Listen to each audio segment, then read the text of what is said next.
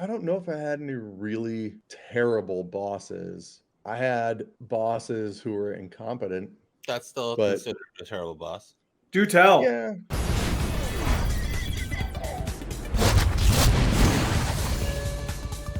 You're never right. So I'm here with Eric, Lishy, Snippins, and today we're talking terrible bosses with friends who love to give each other the business.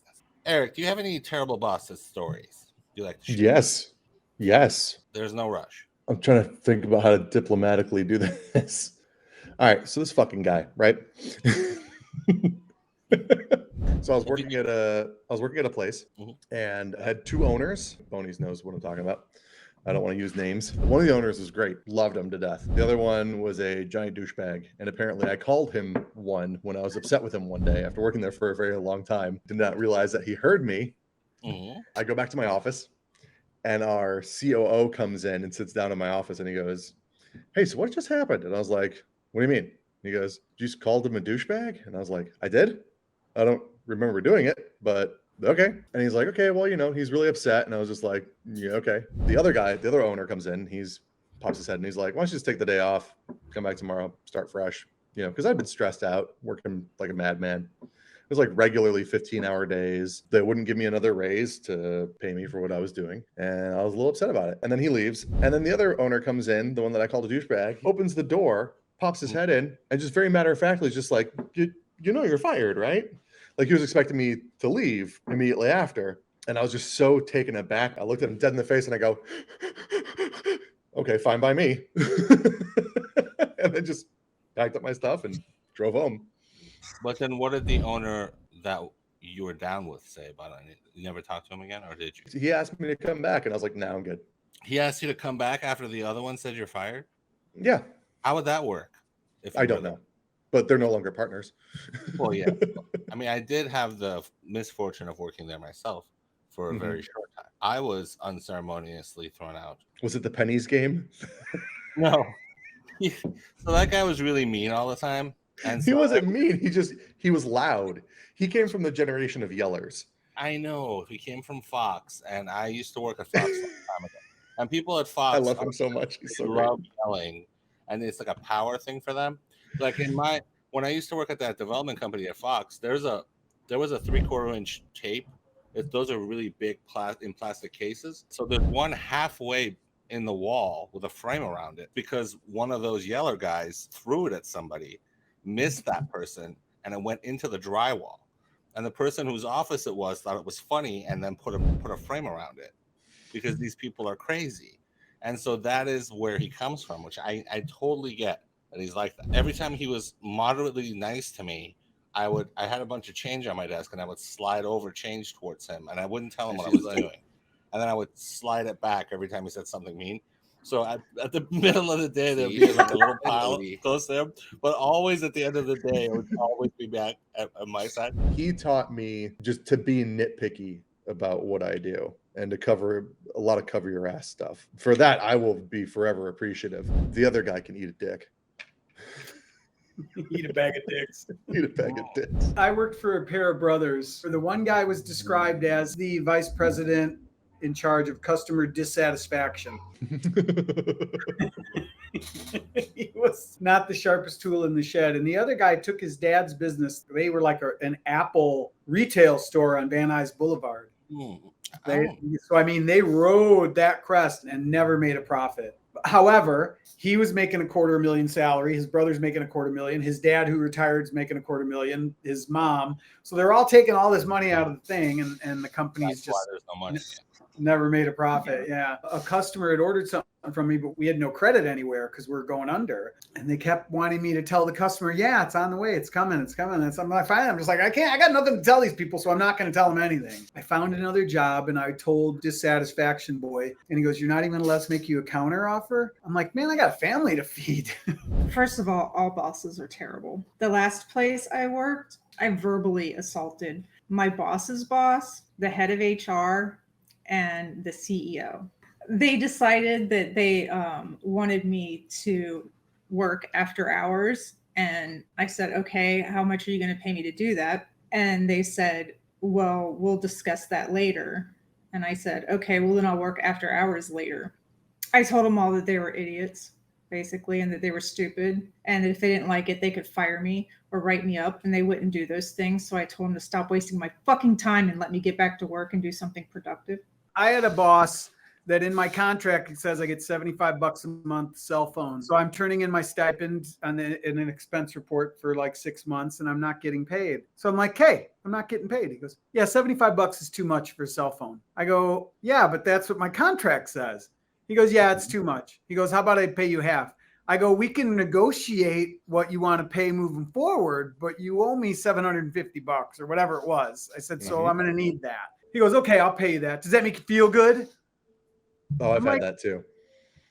It's like, that's what we agreed. And now since then, I haven't turned in another cell phone expense report. But Yeah, and he just high-fived himself in his office. So that same boss that I called a douchebag, his wife had a public access TV show that he would film at their house. And then as a side gig on top of my other 15-hour day, I would work on that. I think by the end of it, he owed me like almost $3,000. And then I give it to him and months go by before I hear anything. He offered me 50 cents on the dollar for what he owed me. And I was like, we agreed to this hourly rate. I'm like, not padding this. This is the amount of work I've put into this. And he was like, I'll give you 50 cents on the dollar. And I was like, no. And then he only gave me a check for like $1,000. And I was like, are you serious? And he looks at me, he's like, are you not happy with this? Are you not happy with your job? And then threatened my actual job. But thankfully I'm young and dumb at that point. So I'm just like, okay, fine, I'll take it. And then after a while, I just had it because he's one of those people who's super nice to your face. We're all a family, bullshit, like all that stuff. Yeah. And then we'll immediately stab you in the back and be like, what, are you not happy with the scraps that I'm giving you? And then he doesn't even, a full meal. And he doesn't even think that he's doing anything wrong. This is the thing. Like he honestly, like all this family stuff that they preach, and I don't even know your guy, but I'm sure he's just like they preach this family stuff. I mean, every company does. Yeah, I'm not a team player or a family member. I'm there to make money, not to make friends. Well, when I cussed out the CEO, when we got our reviews, they told us like a % raise we were going to get. When I got my raise, it was half of that. And when I went in to ask them about it, they said it was prorated. And I don't know what the hell that means, but I told them to go fuck themselves then too. Well, and I've been at companies where they're really good. Like I worked at a company where I made President's Club. You know, you make quota. I got to go on a trip to Hawaii. You know, my wife's all proud of me. And oh, nice. And then somehow in my email, I got the listing of what everybody makes in my role at the company, like 60 people. Oh, no. And I'm like down in the bottom third. And so I go to the boss and I'm like, I need some more money here. And I'm blah, blah, blah. I go, you know, somebody sent out a thing that showed what everybody makes and their bonuses. And I'm really undercompensated. Who the hell sent that out? I go, you might want to check your outbox. Was he the one that sent it? Yeah. Oh, that's amazing. So the bosses aren't all bad. So the next thing I know, I'm having a meeting with like the higher up, a guy that he lives in Vegas. I've had lunch with him and he's like, Dan, what do I got to do to keep you? And I'm like, Dave, it's not all about money, but it's about money. And she's like, And I got a big fat raise and you know, got kudos. They were good, man. They gave you trophies every year if you were in the, you know. Well, I mean, that's the thing that like a long time care ago, and feeding. Companies used to like give you like a parking spot or extra insurance for medical, and it was like getting a gym membership when they were really nice to you until you worked there, then they were mean. But then because of all their stupid money they're borrowing and that went up and they got all mad, they started like turning on their own employees. Like I watched it happen in a lot of companies I worked at for like 10 years where at the beginning they were like, oh, we value you guys and stuff like that, and here's an extra perk or a little something. But then as they got more crunched by the loans they were taking out, they started seeing the employees as mouths to feed, and they started resenting their own employees. Again, what I was doing, like when we cut something and a client buys it, that's what gets you money. You're not doing it. But at the beginning, they were very appreciative. They would take us to lunches, and like he would do a speech about how, you know, I love everyone's creativity. The longer I was there, those things just started going away, like one after the other. Then we kept having meetings every year about how we're our health insurance is getting cut, vacation times are getting taken away, and then we got an HR person, and then it got worse and worse and worse. And at the end, we didn't have like really fun Christmases because we used to have fun Christmases. There was more hatred about the employees. Mm-hmm. Yeah, and that's something that when anybody says, "Oh, we can't do this, you can't do that," I go, "No, that's a business decision by the owner. Well, you can't take vacation because we need somebody to cover for you." I go, "That is a business decision. They decided not to hire enough people to cover me when I go on vacation, to cover me when I go in the hospital, to cover me when I'm not going to be in. That is not my problem." And then they'll start then they'll start with the family stuff. You're not being a team player. You're not part of the family. Yeah, even though he just bought himself an $80,000 Porsche. Yes. It's like, this is a business. You decided to take, your savings and stuff and invest it into a Porsche. You didn't hire another person to do X, Y, or Z. That's a business decision, and that's okay. But just own it. Yeah. Well, they don't. You signed a fucking contract for my cell phone. Just own it. Nothing's ever their fault, though. That's the thing that's the most infuriating about it. Yeah. I will say this though. I'm very happy with the place that I'm at now. It's a very large company, but I think right now it's just fantastic where I'm at. I married one of my bosses. I had a boss and he asked me to marry him, and I did.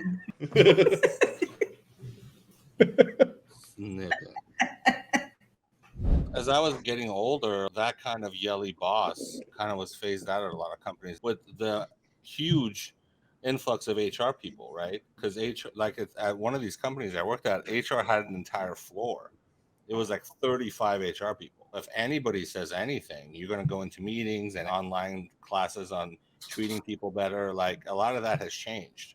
So a lot of those people are having trouble. That guy who you love, I have recent stories about him at places where he was let go for acting that way in 1 week. They do have an entire floor of HR, and they don't like getting all the emails. Here's my thing though. I've witnessed the adjustment that's happened, and it's a massive overcorrect. Oh yeah. In the system where you can't say anything bad about anybody anymore. Yep. Even if they are completely incompetent, you have to get proof, and then you have to stack a whole bunch of paperwork at HR about like all these different times that they've screwed up. And then what do they get?